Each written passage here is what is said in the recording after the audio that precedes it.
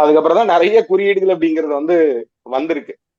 புரியுங்களா? நெருப்பு அப்படிங்கிறது நெருப்புக்கான ஒரு குறியீடு எல்லாம் வந்து கொடுத்து வச்சிருக்காங்க. நிறைய குறியீடுகள் அப்படிங்கிறது வந்து பாத்தீங்கன்னா இருக்கு. முதல்ல பயன்படுத்தின குறியீடு அப்படிங்கிறது வட்டம் அப்படிங்கிறது தெரிஞ்சுக்கலாம். சரிங்களா?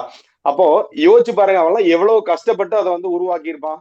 வட்டத்தை பயன்படுத்தினா சூரியனை பயன்படுத்தும் போது அந்த மாதிரி ஒரு தத்துவம் இருக்கா இல்லையா? அது என்னத்தை குறிக்குது? எந்த உணர்வை வந்து பாத்தீங்கன்னா குறிக்குது? ஒரு எந்த பாதுகாப்பு உணர்வு குறிக்குது? ம்? பாதுகாப்புன்றோம். பாதுகாப்பு ஓகே சார். அது எந்த வெளிச்சம். உணர்வை குறிக்குது? வெளிச்சம். வெளிச்சம். இல்ல வெளிச்சத்தை குறிக்குது. அதுல அவன் நம்புறானா இல்லையா? நம்பிக்கை. நம்பிக்கை.